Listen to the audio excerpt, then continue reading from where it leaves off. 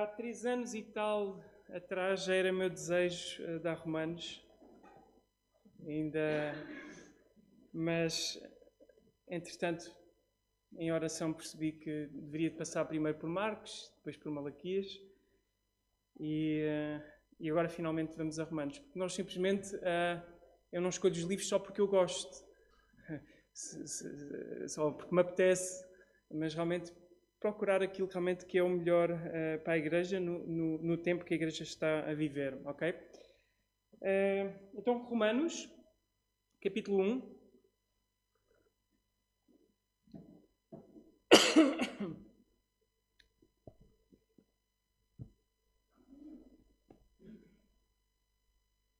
Vamos ler dos versos 1 a 17. E hoje, basicamente, vai ser um sermão introdutório. Basicamente, vou introduzir de forma geral a carta e vamos nos centrar primeiramente em Paulo. E vão também perceber porquê. Porque é que eu vou dedicar um sermão a perceber bem quem é este que escreve esta carta. Antes de olharmos a própria carta em si, vai nos ajudar muito mais a entender a carta, ok? Então vamos começar por ler no verso 1. Esta é uma passagem introdutória no livro de Romanos. Há uma outra passagem também no final do livro que nos vai ajudar também a entender melhor o contexto, no capítulo 15 de Romanos, porque é que Paulo escreve esta mesma carta. Mas esta é essencial para nós entendermos a introdução que ele próprio dá de si mesmo e da carta, ok? Então, Romanos capítulo 1. Assim diz a palavra do Senhor.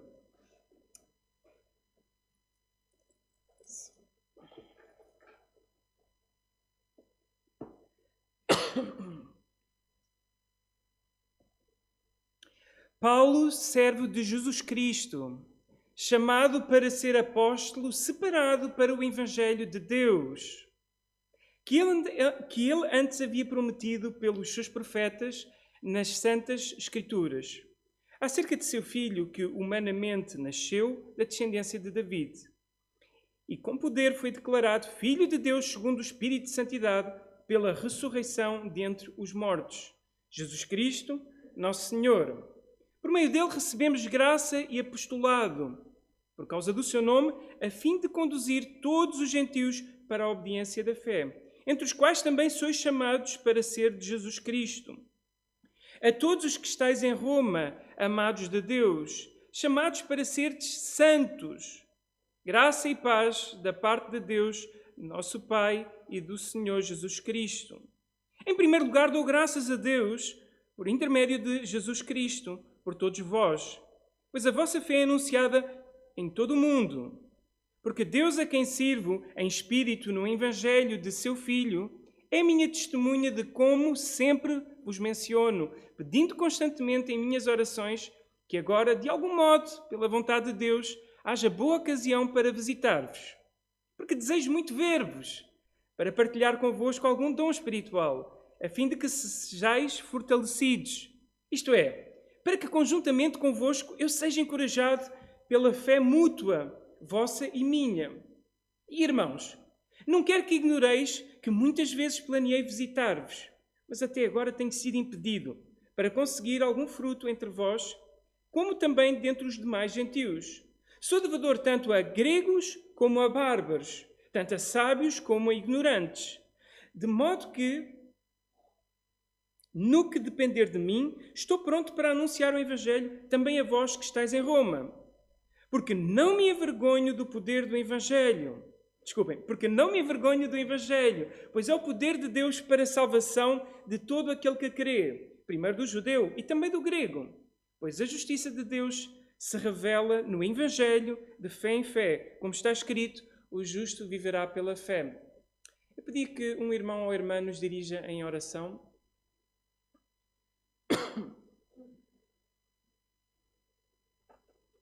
Nosso Pai, pedimos agora que glória que oramos para a tua palavra, possamos compreendê-la e que aquilo que for dito possa vir de ti. Guarda-nos, Senhor, com o teu Espírito Santo, trabalha nos nossos corações e do mensageiro desta noite. Em nome do Senhor Jesus. Amém. Este provavelmente será o livro da Bíblia do qual foi escrito mais livros a respeito. É do livro que nós podemos encontrar mais material e não é sem razão. Por alguns foi considerado o mais importante livro da Bíblia. Outros, como por exemplo Lutero, dizia que deveríamos nos ocupar de Romanos todos os dias, que nunca é demais meditarmos em Romanos e que quanto mais meditamos em Romanos, mais saboroso se torna o seu sabor. Tal a importância de Romanos. Calvino também disse que se nós entendermos a carta de Romanos, temos uma porta aberta para entender o resto das Escrituras. São imensos os casos de pessoas que se converteram ao ouvir alguma das expressões de Romanos, de tão importante que realmente é Romanos para nós hoje. Como vamos ver Romanos, e vou usar aquilo que foi a estrutura desenhada por Douglas Moo, olhando Romanos, um académico, um teólogo especialista do Novo Testamento. Há tantos tão bons que neste momento é difícil escolher, temos que escolher os melhores entre os melhores, porque de facto há imenso material a respeito. E pegando no caso de Douglas Moo, que apresenta a melhor perspectiva de como olharmos o livro como um todo, ele mostra-nos que todo o livro tem alguns propósitos, que também vamos ver mais à frente, mas todo vai girar em torno de uma temática. Em todo o livro, Paulo vai falar sobre o Evangelho. Queres aprender e entender profundamente o que é que significa a tua fé, o Evangelho? É o livro em que magistralmente tu consegues compreender de forma bastante até sistemática e organizada o que é que significa, o que é o Evangelho e as suas implicações. Então, em todo o livro, cada vez que formos a cada uma das partes, nós vamos ver e vamos entender a explicação do Evangelho e, ao mesmo tempo, depois vamos ver, principalmente mais para o fim do livro, as implicações desse mesmo Evangelho. Bem, algumas perguntas que eu gostava de vos levantar para pensarmos juntos. Alguns de nós dizem, Filipe, vens de novo falar do Evangelho? Mas todos nós já somos convertidos aqui, já ouvimos isso há tantos anos. Que novidade vamos nós ter nisso? Bem, talvez não haja grande novidade naquilo que são os pontos essenciais do Evangelho. Talvez a novidade é tu entenderes melhor cada um desses pontos que às vezes nós sabemos apenas de forma dogmática, memorizamos dogmas, memorizamos afirmações a respeito de Deus, mas não as entendemos de acordo a elas estão explicadas nas Escrituras e no contexto em que está. Este é um ponto. Então, primeiro ponto, não te iludas a achar que já entendes o Evangelho, fazendo agora ouvidos moucos ao que Paulo vai dizer, porque vos vou dizer, o Evangelho é bem mais profundo do que aquilo que nós à primeira vista imaginamos. Sim, quando tu te converteste, apenas entendeste os rudimentos do Evangelho, as bases do Evangelho, mas há muito mais a ser sabido, mesmo sobre cada uma dessas bases e compreendido, e Paulo as trabalha de forma bastante aprofundada. Segundo aspecto, alguns de nós ficamos, e temos que lutar contra isso, apenas pela teoria. Tornamos-nos excelentes papagaios, excelentes teóricos de dogmas, que por um lado, numa altura ainda não os compreendemos, mas já os papagueamos muito bem, mas por outro até podemos já os compreender, papaguear muito bem também, e ainda assim isso não é suficiente. Porque como nós vemos em Romanos, e não só em Romanos, noutras cartas de Paulo, também em Efésios, toda a teologia tem que ter uma implicação prática. Repara que metade de Efésios é teórico, a teologia a dar a base, e o final, por exemplo, de Efésios é prático. O mesmo se passa em Romanos, não é bem metade, é uma porção maior, teórico e várias vezes implicações práticas ao longo dele, mas fortemente termina com as implicações do Evangelho na tua vida. E esta é a minha pergunta. Compreendes tu o Evangelho? De que forma o Evangelho tem transformado a tua vida? Porque às vezes eu ponho-me a pensar, sim, alguns de nós já ouviu há muitos anos e minimamente consegue dar os dogmas bases do Evangelho. Mas a pergunta é, penetrou o Evangelho no teu coração? Transformou de facto o teu coração a ponto de se ver e de se entender na tua vida reflexo dessa mesma transformação? Este é o desafio que eu te levo a pensar hoje. Porque o autor desta carta que fala precisamente sobre o Evangelho foi impressionantemente transformado por Ele. Impressionantemente transformado por Ele. E as implicações disso na vida de Paulo foram enormes. E as implicações no entendimento, claro, do Evangelho são enormes na nossa vida. Começando com a forma como tu te olhas a ti mesmo. A forma como tu olhas Deus. A forma como tu olhas o mundo à tua volta pela lente da mensagem do Evangelho. A compreensão, até mesmo a respeito de tudo o que se passa lá fora, passa a ser outra. A compreensão de tudo o que se vai passar para a frente e que nós esperamos, passa a ser outra. E quando isso acontece, quando os nossos olhos verdadeiramente estão abertos pelo poder do Evangelho, nós desejamos o mesmo que vamos ver em Paulo. Não só a nossa vida muda radicalmente, como nós passamos a ter um desejo ardente de alcançar a nossa própria nação, como vemos no apóstolo Paulo, mesmo ele sabendo que poucos se iam salvar. Há uma paixão evangelística no apóstolo Paulo, em Romanos 9 e Romanos 10, em que ele diz, desejo ver todo o Israel salvo. E no 9 ele diz, eu não me importava de ser amaldiçoado se isso redundasse em salvação para os meus. E no meio ele diz, eu já sei que a maioria não se vai mesmo salvar, é apenas um remanescente. Mas mesmo ele tendo uma doutrina como nós hoje professamos, da predestinação, da eleição, nem um pouco ele perdeu o zelo evangelístico. Nem um pouco ele ficou despreocupado com falar do Evangelho a todos aqueles que ainda não o conhecem, Cristo. Consequências de entender o Evangelho. Se tu dizes, eu compreendo o Evangelho e a tua vida não mudou, não, tu não tiveste um encontro real com o verdadeiro Evangelho ainda. Podes ter tido um encontro real com a teoria do Evangelho, mas não no teu coração, ainda não te encontraste com Cristo. Porque quando tu te encontraste com Cristo, é um encontro mais poderoso, dando o exemplo de Paul Washer, do que o encontro que tu terias com um caminhão em alta velocidade na autoestrada. Tu não podes dizer, eu tive um encontro com um caminhão em alta velocidade na autoestrada, chego aqui e estou muito bem limpinho, sem nada, estás esparramado, ficou tudo muito bem. Ninguém ia acreditar nisso. É impossível dizer, eu tive um encontro real com Cristo, o Evangelho penetrou no meu coração e transformou, e não haver evidências nenhumas disso, numa mudança de vida, e num reflexo de uma paixão a ponto de estares disposto a dar a tua vida para que outros ouçam o Evangelho. E é isto que nós vemos no apóstolo Paulo. Este homem escreveu 13 dos 27 livros do Novo Testamento. Quase 50% dos livros do Novo Testamento.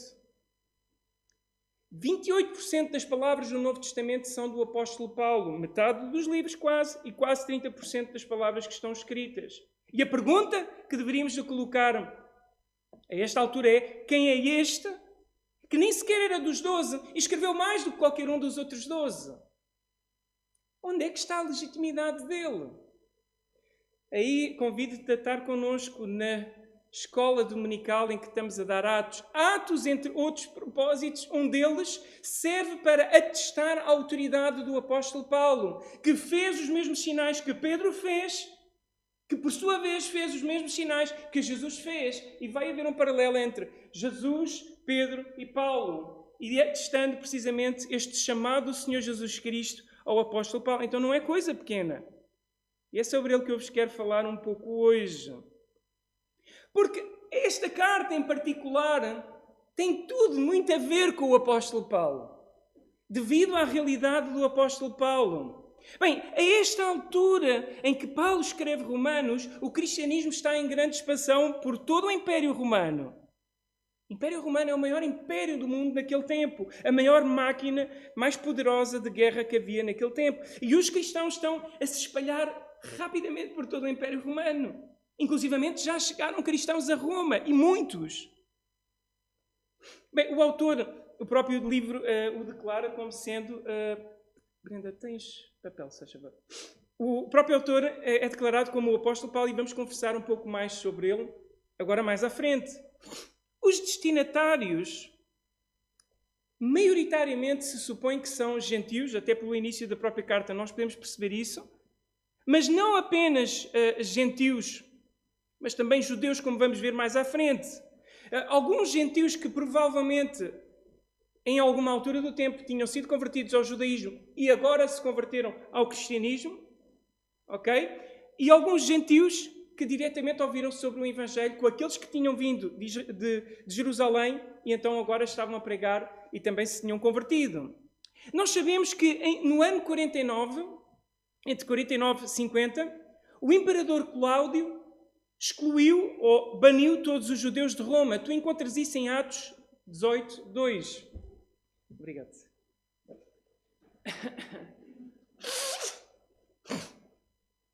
Tu encontras isso em Atos 18, 2, e a preocupação que há em escritos daquele tempo era que havia ali um movimento, um problema com um tal chamado Crestos. Nós sabemos que referia-se ao Senhor, muito provavelmente ao Senhor Jesus Cristo. E que então, por isso, o imperador Cláudio baniu todos os judeus de Roma. E isto está registado em Atos 18, 2. Bem, nessa altura, pessoas como Priscila e Áquila tiveram que se afastar, e isso está mencionado em Atos 18, 2, mas voltaram a retornar a Roma. Neste momento que Paulo está a escrever a Roma, esses judeus que tinham sido expulsos já sentem confiança para voltar de novo. E durante este período que os judeus estiveram fora de Roma, os gentios foram quem lideraram a igreja durante todo aquele período de tempo. E quando os judeus retornam novamente a Roma, começa ali a haver, judeus convertidos, começa ali a haver alguns problemas, porque eles sentiram-se, os gentios neste caso, convertidos, que ficaram em Roma, os responsáveis pela igreja, e começa ali a haver conflitos. E nós vemos esses conflitos até mesmo na carta aos Gálatas e mesmo na carta em 1 Coríntios. Em particular, os chamados judaizantes, porque alguns, supostamente convertidos ao cristianismo, ainda assim tentavam levar os irmãos a procurar salvação por obras. Ok? De qualquer forma, o que nós entendemos aqui é que seria uma minoria. Mas claramente a maneira como Paulo inicia a sua carta aos Romanos vai falar aos dois lados. Repara que se tu notares os primeiros capítulos, ele vai falar a gentios e ele vai falar a judeus. E o que ele vai dizer é: somos todos farinha do mesmo saco. Estou a dizer em português de Portugal, ele não disse isto com esta expressão, mas somos todos pecadores. Todos estamos longe de Deus. Ninguém tem forma de salvar. É o primeiro grande ponto no início da sua carta, mostrando: vocês andam com brigas entre vocês, achando uns que são melhores que os outros por alguma razão. Talvez os judeus se achassem melhores, foi por nós que veio o Salvador. Talvez os gentios se achassem melhores, dizendo: mas vocês mataram o Salvador, mas vocês rejeitam o Salvador, fomos nós que os aceitamos. E Paulo, de forma maravilhosa, ao longo de Romanos, vai arrebentar com toda essa arrogância. A ambos os lados. Vai-lhes baixar a crista, como nós precisamos de baixar também a nossa crista quando achamos que somos alguma coisa. Mas havia ali um clima de tensão realmente em ambos os contextos. Em ambos, neste caso. Quando vais a Romanos 15, 22 a 29, e podem abrir, entendemos que, não obstante estes destinatários e esta realidade que se estava a passar, Paulo ainda faz uma menção que deve ser tida em atenção.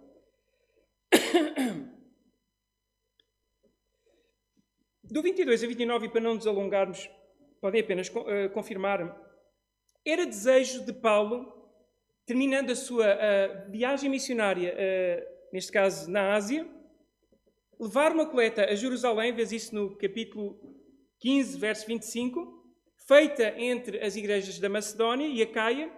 E o objetivo dele, depois de deixar a oferta em Jerusalém, é ir até a Espanha.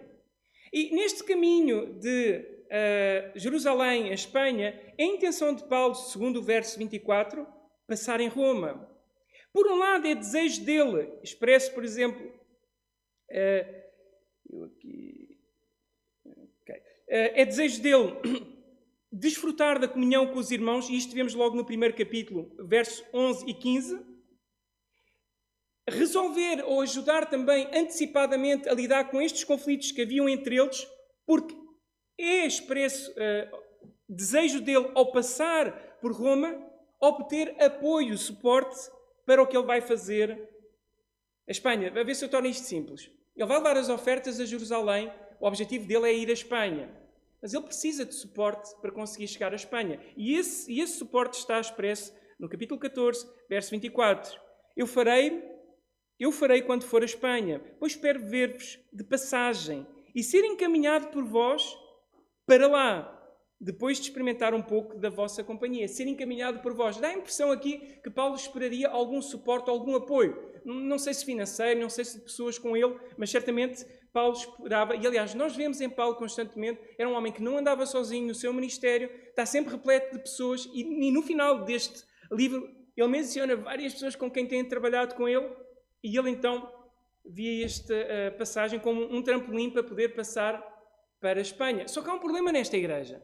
Os crentes estão desunidos. Em vez de estarem centrados na propagação do Evangelho, e isso acontece ainda nos nossos dias, quando às vezes começamos a descentrar do nosso foco de falar do Evangelho a outros, facilmente as igrejas, muitas das vezes, ainda nos nossos dias, começam a ter problemas internos. Estão tão centrados internamente. E tu vês isso expressamente em várias cartas. Por exemplo, 1 Coríntios, claramente vemos que há ali fações, há ali grupos. Ok? Por exemplo, e é um desses exemplos. Ok? A carta como um todo, e agora entendendo este contexto, Paulo vai resolver estes problemas da igreja e ao mesmo tempo prepará-los para o receberem. E ao mesmo tempo ele atestar a sua credibilidade perante uma igreja que ele não plantou. Essa parte eu não expliquei. Esta não foi uma igreja plantada por Paulo. Esta foi uma igreja que terá sido iniciada por gentios que se terão convertido no Pentecostes em Jerusalém.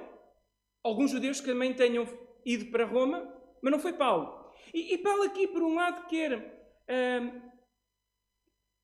ganhar credibilidade perante eles sabendo aquilo que Paulo pensa e aquilo que Paulo prega, para que então o possam suportar e com ele trabalhar para fora. Mas, ao mesmo tempo, Paulo vai tocar naquilo que é o mais central para poder curar uma igreja. Uma igreja que está com conflitos internos grandes. E vou-vos dizer, o que Paulo trata nesta carta, como eu vos disse, o Evangelho e as suas implicações, é o remédio mais profundo e mais necessário para todos nós em qualquer tipo de problema, em qualquer tipo de relacionamento. Pega num casamento que está em vias de se destruir, e eu infelizmente tenho acompanhado algumas situações assim e tenho visto.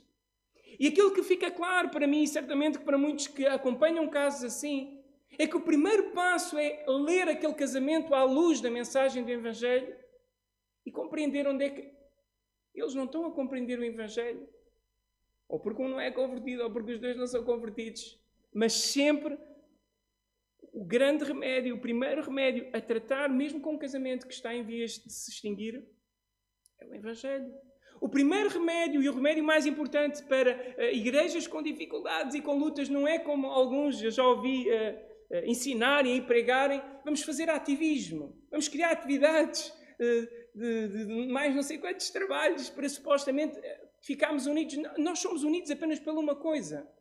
Nós estamos unidos em torno do Evangelho. Não obstante as culturas de onde nós podemos vir, e em caso de Roma, nós tínhamos pessoas de diferentes culturas, mas principalmente judeus e gentios, e certamente pessoas de outras nações, porque Roma era uma cidade, era a mais importante cidade do Império Romano, a mais importante cidade do mundo de então.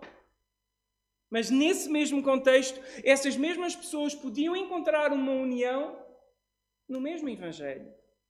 No mesmo Evangelho que nos coloca todos por igual. Daí a introdução da carta dá-se do capítulo 1, verso 1 a 7.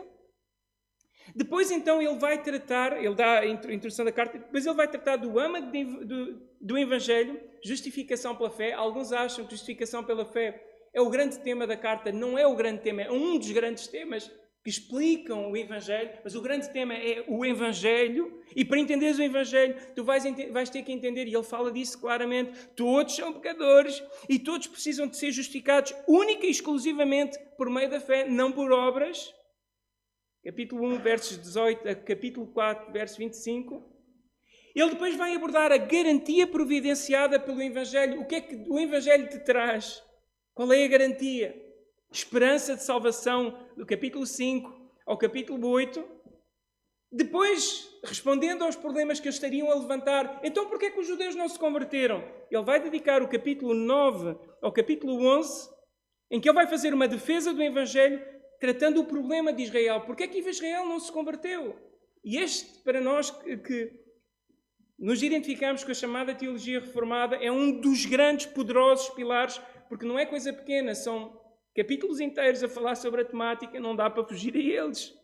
E por fim, Romanos 12 a 15, o poder transformador do Evangelho, a forma como o Evangelho afeta a conduta cristã. Então, novamente, introdução da carta, o âmago do Evangelho, que é justificação pela fé, a garantia providenciada pelo Evangelho, neste caso, esperança de salvação, a defesa do Evangelho resolvendo o problema do que se passou com Israel. Porque é que toda a gente não se converte? Porque é que só alguns se convertem? Porque é que tu falas de Jesus a tanta gente e tão poucos se convertem? Ler Romanos vai-te trazer esperança, vais perceber o porquê. E por fim, o poder transformador do Evangelho, a maneira como afeta a conduta cristã. E ele então conclui a carta no capítulo 15, versos 14 a 16, 27. Esta estrutura não é minha, é a estrutura de Douglas Moo, tal académico especialista em Novo Testamento. Ok? Por isso não quero tirar créditos para mim. É tão boa, está tão bem desenhada. E depois vamos podê-la ver em mais minúcia, que às vezes há trabalhos que quando vemos é difícil fazer melhor. E neste caso aqui é mesmo muito difícil, porque esta já é muito boa mesmo. Então, é isto que nós vamos ver. Mas então a pergunta que fica, e aqui então eu quero terminar convosco hoje, quem é este Paulo? Que, como eu disse, escreveu metade das cartas do Novo Testamento, praticamente. E as palavras escritas, se contares o número de palavras, refere-se a um terço, praticamente um terço do Novo Testamento escrito por ele. Bem, este foi um homem profundamente afetado pelo Evangelho, daí o meu desafio é: pensa para ti mesmo. De que forma o Evangelho tem afetado a tua vida? E este é um homem que sabe muito bem para quem vai falar, embora ele não fosse quem iniciou o trabalho em Roma, ele identifica-se muito com os seus ouvintes, porque ele tem judeus e maioritariamente gentios. E ele conhece muito bem essas duas realidades. Paulo, um homem que vem de um contexto de dois mundos e vai se converter para um mundo completamente diferente do que ele estava à espera e imaginava. Bem, a fonte de nosso estudo para estudarmos e entendermos Paulo e as suas cartas de Paulo, temos Atos dos Apóstolos, estamos a dar na escola dominical, que dá-nos a vida e obra de Paulo na ótica da ação do Espírito Santo na vida de Paulo. Esse é o grande ênfase de Atos, é as ações, os atos do Espírito Santo através dos seus apóstolos, em particular os dois grandes mencionados, Pedro e depois Paulo, e daí atesta o apostolado de Paulo. Atos nos mostra, mas não é biográfico, é teológico. Essa narrativa é uma narrativa teológica, explica-nos o que é que Deus está a fazer no ser humano. E aí podemos aprender sobre a conversão de Paulo. As cartas de Paulo ensinam-nos sobre o cuidado pastoral que tinha Paulo com os seus e o zelo evangelístico que Paulo tinha. Novamente, não é autobiográfico. Paulo não está a dizer: olha, está aqui um registro para que no futuro saibam a meu respeito, mas revelam muito a respeito de Paulo. E curiosamente, tanto as cartas de Paulo podem ser contrastadas com aquilo que é dito em Atos e percebermos como Paulo era tão coerente com aquilo que Lucas também diz a respeito de Paulo. E fora essas duas fontes, tu vais encontrar 2 de Pedro 3, 15 a 16, em que Pedro põe as coisas que Paulo dizia ao nível das restantes escrituras. Pedro também atesta: sim, é inspirado. Atos atesta: sim, ele é um apóstolo autorizado e chamado pelo Senhor Jesus. E Pedro diz: sim, os escritos dele são iguais ao restante das escrituras. É a primeira afirmação, assim clara no Novo Testamento, a principal afirmação em que coloca, aliás, é a única afirmação e a principal afirmação em que coloca os escritos de Paulo a par com todos os outros. Não encontramos outra afirmação sobre nenhum outro livro do Novo Testamento tão forte como essa que Pedro faz sobre os escritos de Paulo. E isso é muito poderoso para entendermos que Paulo tem autoridade naquilo que diz, mesmo não tendo sido um dos 12. Ok? Agora, isto não é coisa pequena, porque para estudares a carta aos Romanos, e como bons estudantes da Bíblia que eu desejo que vocês sejam, o que é que vocês fazem antes de começar a estudar a carta aos Romanos? Eu vou-vos dizer o que é que vocês precisam de fazer. Leiam muitas vezes as cartas todas de Paulo. Aliás, primeiro leiam Atos, para entender bem a história a respeito de Paulo. E até mesmo as abordagens de Paulo, tem lá bocadinhos de pregação, partes de pregação de Paulo. Okay? Principalmente a sua abordagem evangelística. Eu aprendi muito sobre evangelismo, olhando como Paulo evangelizava a mesmo evangelho em circunstâncias diferentes. Isso tu aprendes em Atos. E depois tens que ler o resto das cartas de Paulo para entender como Paulo usa as expressões que ele vai empregar em Romanos. Parece que Romanos terá sido um dos últimos livros de Paulo, não obstante aparecer-nos em primeiro. Gálatas, por exemplo, parece ao pé de Romanos, aí numa fase rudimentar daquilo que são os escritos de Paulo. Paulo vai desenvolver o que escreve em Gálatas, boa parte do que escreve em Gálatas, muito mais no livro de Romanos. Então é um livro mais estruturado, provavelmente um dos mais estruturados, talvez o mais estruturado que temos, aliás, na Bíblia toda. É um dos livros mais fáceis de conseguir compreender toda esta estrutura tão bonita e tão certinha sobre o Evangelho e as implicações do Evangelho e como ele depois trabalha em cada uma daquelas partes.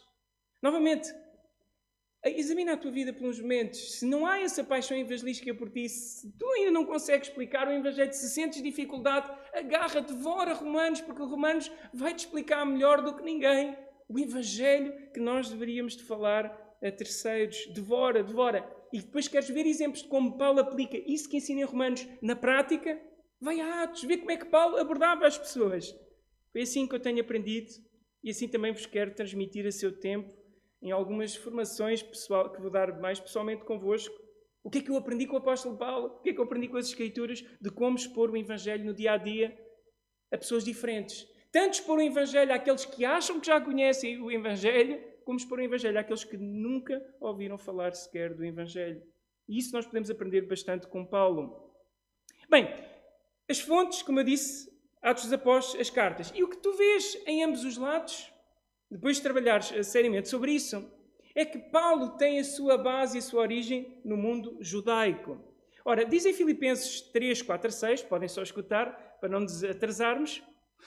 Bem, eu poderia confirmar também na carne. Se qualquer outro pensa que pode confiar na carne, eu ainda mais. Circuncidado ao 8º dia, da linhagem de Israel, da tribo de Benjamim, hebreu dos hebreus, quanto à lei, fariseu. Quanto ao zelo, perseguidor da igreja. Quanto à justiça, que há na lei, irrepreensível. E mais à frente, desculpem, depois em Atos 22, 2 a 3, ele chega mesmo a mencionar que foi instruído aos pés de Gamaliel, um dos maiores ensinadores, um dos maiores mestres daquele tempo. Então o que nós percebemos sobre o apóstolo Paulo é que a origem do apóstolo Paulo era a origem conservadora daquele tempo, daqueles que eram os mais bem afamados daquele tempo, mesmo zeloso. Ele seguia aquilo que era o farisaísmo puro, salvação por obras. Hoje chamamos farisaico a qualquer coisa, mas farisaico, se queres usar essa expressão de forma pejorativa, devias aplicá-la apenas em situações de alguém que acha que pode alcançar salvação por obras. Bem, a Bíblia dele era qual? Antigo Testamento. E isso é muito importante, porque não obstante ele estar a escrever para gentios, não obstante eu vos mostrar que Paulo estava encharcado do contexto dos gentios também, a base de Paulo, a tradição de Paulo, o ensino de Paulo para trás, como o próprio Paulo afirma, ele era um judeu de gema, dos mais conservadores, ensinado com um dos mais conceituados mestres daquele tempo, e a sua base era o Antigo Testamento. Não esperes de nenhum autor do Novo Testamento. Aliás, não esperes não, ao contrário. Espera de todos os autores do Novo Testamento que tudo o que eles dizem quando lês nas cartas, a base do que eles estão a dizer com frequência é o Antigo Testamento. Mais do que o que julgas.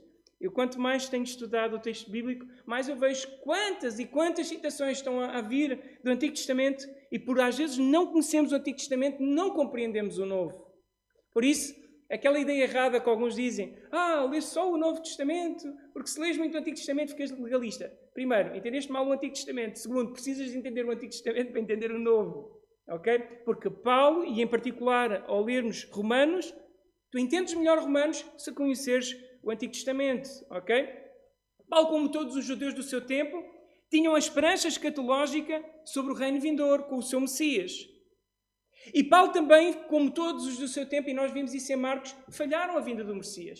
Pensavam que o Messias os iam libertar do poder, da opressão de Roma, com poder político e militar, e não perceberam que nesta fase Jesus vinha salvar o seu povo dos seus pecados. Então ele falhou Cristo. Eles tinham a esperança da ressurreição dos mortos, e não percebeu que a ressurreição dos mortos, a premissa, a primeira prova da ressurreição dos mortos já tinha sido dada em Cristo. O primeiro que ressuscitou para não mais morrer, dando o exemplo do que vai se passar com todos nós.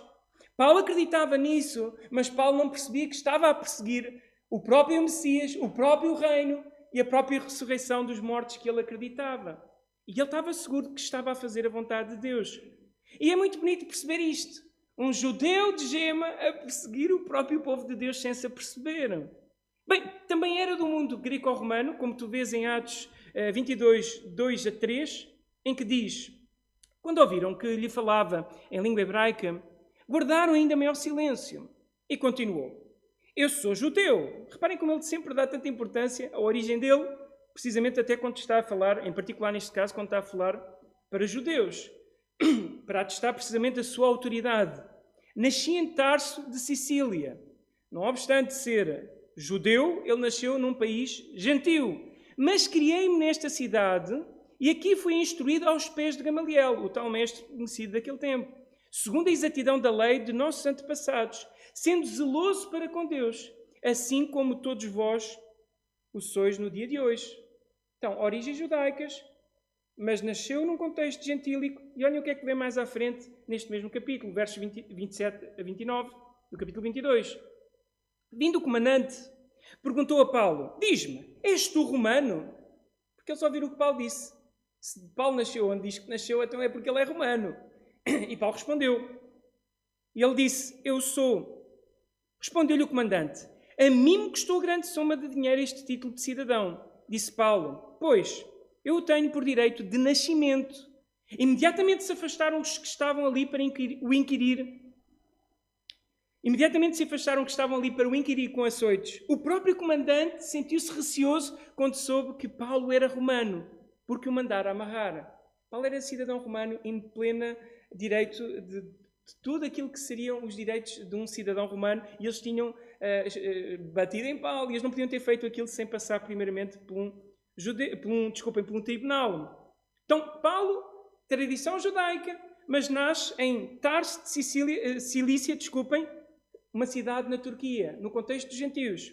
A cultura que está impregnado o Império Romano neste tempo não é apenas romana, é greco-romana. Daí também, quando lemos os escritos de Paulo, temos que ter em conta esta cultura greco-romana, muito influenciada pelas conquistas de Alexandre o Grande. Daí o Novo Testamento todo está escrito não em latim. Reparem que a língua oficial do Reino Romano era latim. Mas a língua que se falava em transações comerciais era como hoje o inglês. Há quem diga que naquele tempo usava-se mais o grego no Império Romano, mesmo a língua oficial sendo o latim, mas usava-se mais o grego do que se usa hoje, por exemplo, o inglês no mundo. É um comparativo. Só para vocês entenderem que, de facto, o grego era muito, mas muito usado. Não obstante agora ser Roma o grande império, o grego continuava a ser a linguagem, era o nosso inglês dos dias de hoje. Tu hoje vais à França, por exemplo, ou à Itália. Eu não falo nem francês nem italiano. Tu falas o quê? Qual é a língua mais comum entre toda a gente? É o inglês. Vais ao Japão, falas o quê? Não é, meu marido, nós não sabemos nem japonês, nem chinês. Chinês ou mandarim, se calhar estou a dizer mal. É chinês que se diz, Pedro. Ou é mandarim? Mandarim.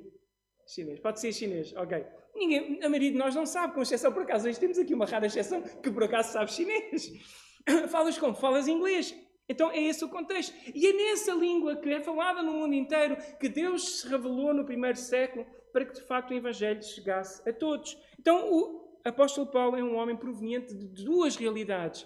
A realidade greco-romana e a realidade judaica. E ele está a falar para uma igreja que é o centro da civilização conhecida daquele tempo, mais poderoso, o império mais poderoso daquele tempo. E conhecendo bem a realidade deles. E aquele que era um perseguidor, como vamos ver, torna-se o perseguido. Atos 7. Em Atos 7, e vou só falar por alto para não nos alongarmos, tens a menção do apedrejamento de Estevão. Diz que vários foram lançando as suas vestes aos pés do apóstolo Paulo, no verso 58. Ainda jovem, aqui é mencionado, ainda era jovem, apedrejaram Pedro. E diz depois no capítulo 8, verso 1, e Paulo, neste caso Saulo, ainda se chamava Saulo, consentia com a sua morte. Então, o início da história do apóstolo Paulo é dado como um perseguidor. E mesmo quando Paulo dá o seu testemunho, ele se apresenta sem vergonha de que era um verdadeiro inimigo do Evangelho. Um dos piores inimigos do Evangelho. Um famoso inimigo do Evangelho. E o que é que mudou? Como é que um indivíduo que era um dos maiores perseguidores, provavelmente pelo que vamos ver agora mais à frente, um conhecido perseguidor do Evangelho, como é que uma pessoa destas muda tanto? Capítulo 9, 1 a 18. Tomem atenção. Podem só escutar. Saulo respirava ainda ameaças de morte contra os discípulos do Senhor. Dirigiu-se ao sumo sacerdote. O homem estava ávido de perseguir, ao ponto de dizer respirava ainda ameaças de morte. E lhe pediu cartas para as sinagogas de Damasco, a fim de que, caso achasse alguns que eram do caminho, ou seja, alguns cristãos, naquele tempo chamava-se os do caminho, ok? Assim, homens como mulheres os levassem presos para Jerusalém.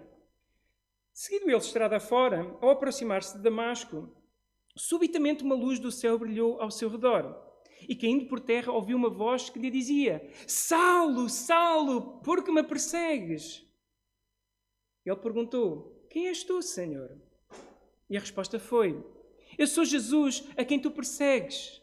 Mas levanta-te e entra na cidade, onde te dirão o que te deves fazer. Os seus companheiros de viagem pararam, umedecidos, ouvindo a voz, não vendo, contudo, ninguém. Então se levantou Paulo da terra e, abrindo os olhos, nada podia ver. E, guiando-o pela mão, levaram-no para Damasco. Esteve ali 3 dias sem ver, durante os quais nada comeu e nada bebeu. Ora, havia em Damasco um discípulo chamado Ananias. Disse-lhe o Senhor numa visão: Ananias. O que respondeu: Eis-me aqui, Senhor. Então o Senhor lhe ordenou: Dispõe-te e vai à tua rua. Dispõe-te e vai à rua que se chama Direita. E na casa de Judas procura por Saulo, apelidado de Tarso, pois ele está orando. E viu entrar um homem chamado Ananias e impor-lhe as mãos para que recuperasse a vista. Ananias, porém, respondeu: Senhor, de muitos tenho ouvido a respeito deste homem. Quantos males tem feito aos teus santos em Jerusalém? Ou seja, já era um homem extremamente conhecido por estar a perseguir e matar os crentes. E para aqui trouxe autorização dos principais sacerdotes para prender todos os que invocam o teu nome. Ou seja, um claro inimigo do Evangelho, conhecido até pelo próprio Ananias. Mas o Senhor disse: Vai, porque este é para mim um instrumento escolhido para levar o meu nome perante os gentios e reis, bem como perante os filhos de Israel. Pois eu lhe mostrarei quanto lhe importa sofrer pelo meu nome. Então Ananias foi, e entrando na casa impôs sobre ele as mãos, dizendo: Saulo, irmão, o Senhor me enviou, a saber, o próprio Jesus, que te apareceu no caminho por onde vinhas, para que recuperes a vista e fiques cheio do Espírito Santo. Imediatamente lhe caíram dos olhos como que 2 escamas e tornou a ver. A seguir levantou-se e foi batizado. Tomem atenção só a alguns pormenores sobre o que acontece com Paulo. Alguns poderiam dizer que Paulo teve tanto interesse no Evangelho pregado pelos cristãos que ele foi atrás e então se converteu. Não era isso que Paulo estava a fazer. Paulo ia atrás deles, mas era para quê? Não era para ouvir o Evangelho. Não era para estar com eles, não era para ter comunhão com eles. Era para matá-los. Então, Paulo não procurava Cristo. Paulo não era um simpatizante. Paulo era um perseguidor. E o que nós encontramos já espelhado na própria vida de Paulo é o que vamos ver também em Romanos. Não foi Paulo que procurou Cristo, mas foi Cristo que procurou Paulo. Paulo, a única coisa que ele procurava em Cristo era o mesmo que nós e todos aqueles que o mataram. Era matar a Cristo e aos seus seguidores. Era o que nós éramos e Paulo vai demonstrar isso na sua carta aos Romanos.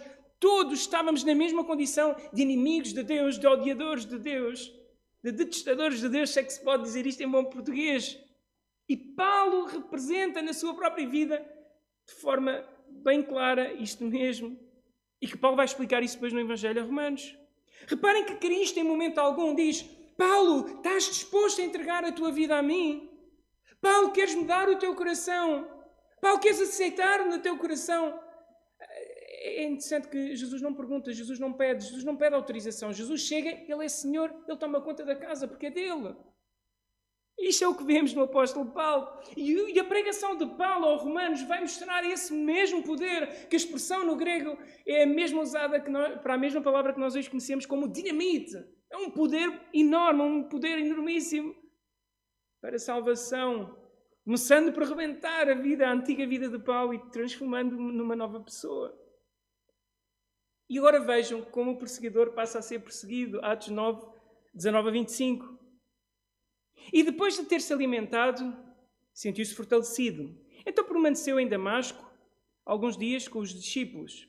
E logo pregava nas sinagogas a Jesus, afirmando que este é o Filho de Deus. Totalmente o contrário do que ele esperava. Ele pensava que este era um falso Messias. E agora ele diz, não, este é o verdadeiro Messias e é o Filho de Deus. É Deus. Era a implicação, nós vimos isso em Marcos. Dizer que alguém é Filho de Deus desta maneira em relação a Cristo implicava que ele fosse Deus. Ora, todos os que o ouviam estavam atónitos e diziam, não é este o que exterminava em Jerusalém os que invocavam o nome de Jesus? E para aqui veio precisamente com o fim de os levar amarrados aos principais sacerdotes? Não é este o exterminador de judeus? De judeus não, desculpem, de cristãos. Não é este o grande inimigo nosso? Até estas pessoas ficaram atónitas, mas o que se passa? Saulo, porém, mais e mais se fortalecia e confundia os judeus que moravam em Damasco, demonstrando que Jesus é o Cristo. Decorridos muitos dias, os judeus deliberaram entre si tirar-lhe a vida. Porém, o plano deles chegou ao conhecimento de Saulo. Dia e noite aguardavam também as portas para o matarem. Mas os seus discípulos tomaram-no de noite e, colocando-no numa cesta, desceram-no pela muralha. Uma conversão tão radical que de perseguidor passou a ser perseguido por amor ao Evangelho.